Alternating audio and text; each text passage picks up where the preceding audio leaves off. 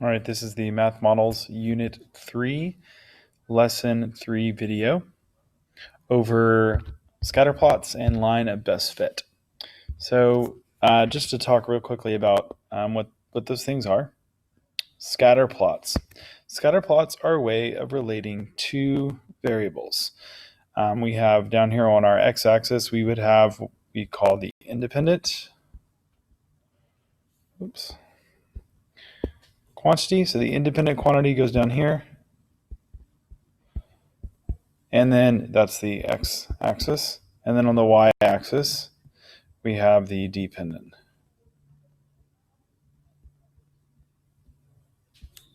So first of all, that's one kind of concept you need to know. And so then what would happen, and what happens in a scatter plot is we plot all of the points relating these two variables. So let's say we have the scale here and the scale here, and we plot all the different values. So we have we have points here, and there's kind of points kind of all over the place. So this is what a scatter plot refers to. It refers to all of these points graphed, x and y points, relationship of these two variables. And the line of best fit refers to if I were to kind of try to find the line that most closely goes through all these points, that would be what we call the line of best fit. So maybe be like this. So that would be like the line of best fit. And so even though those points aren't on that line would get like closest to explaining that data. And depending on how closely that line fits the data, we have this concept called correlation. And so correlation can either be positive correlation, which means that the scatter plot goes in a positive direction. We can have negative correlation. I should probably switch those, shouldn't I? Call this one negative correlation.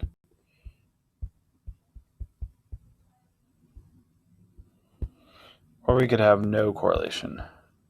So negative correlation means that when I graph my points, the relationship is kind of going down. No correlation means there's not really a relationship. And positive correlation means that the line goes up. So this would be positive and negative correlation, whereas no correlation, there's not really a good relationship. And so in math, we have a number value that we use to explain correlation, and it's called the R value. So the R value, okay, ranges from -1 to 1. Okay, so it can be anywhere between those two numbers, anywhere from -1 to 1. So the R value tells us how close it is to being a positive correlation versus a negative correlation. So the closer it is to 1, the more of a positive correlation is. The closer the points are to fitting the line. The closer the number is to -1, the closer it is to being a negative correlation. And then anything near 0, kind of in the middle, is going to be no correlation. So, think about it as like a range. So 0 is no correlation, and the further you move away from 0, the more the points get closer to being on that line. So those are kind of the main concepts that you need to understand going into this unit. But the main thing that we're going to be doing at the beginning of this is we're going to be creating what we call lines of best fit. So they talk about using a calculator for this, like a TI calculator. We're going to use an online calculator system. There's a link in the video description for this. What they're going to do is they're going to give you a list of values. These are X, Y coordinates. You could also write this as a table of values. So for instance, this could be, 0, 2, 1, 3, and so on. So I'm taking each of these points and I'm putting them in to this table. So what you're going to do is you're going to go to this graph that I've shared with you. There's already an example in here. And you're going to enter this information over here on the X and Y of the table. So we're going to do 0, 2, 0, 2, 1, 3, see 2, 4, 3, 5, 4, 6. And I'm going to get rid of this last row. So this is what you need to do. You enter the data in. And as you do that, that orange line is going to move to be as close as possible to the actual line. And then down here below, you're going to get information about that line. You're going to get a value for the M. You're going to get a value for the B. And those values would be what fit into this equation. So when it says, when it has this information down here, we know that my equation is going to be, sorry about that, is going to be y equals m, which is 1, so 1x plus b, which is 2, and so that would be the equation that I'm looking for. So if I hop over to my answer choices, I'll see I have that as an answer choice right here. And so that's what you have to do. You have to graph the points and let the graphing calculator system tell you what the M and B terms are down here, and then match those with the correct answer choice here. Same thing with number 2. That's already given to you as a table.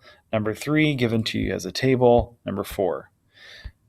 Then it has some vocabulary questions. A lot of those I discussed in the lecture before doing this just now.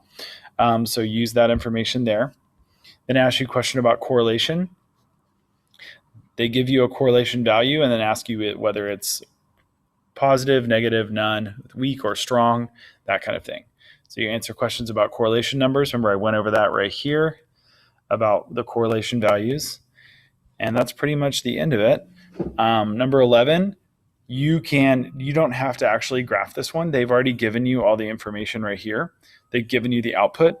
And then they ask you to determine the relationship. So that means you're going to be looking at the R value right here. So your key piece of information is the R value right there. That's going to be used to answer the questions. You can see it's negative 0.977. So that should tell you something about the relationship, whether or not it's very strong or not. Use the regression model to predict the expected temperature. So what you need to do is you need to take these two values right here, the A and the B, which is actually the M and the B, and you need to write an equation. Y equals AX plus B. You need to take the A value and the B value, and then you need to plug in the X value that they ask you about. They ask you about 62.5 minutes. Okay, so notice they counted up from 10 to 54, and now they're asking you to look at what it would be at 62.5.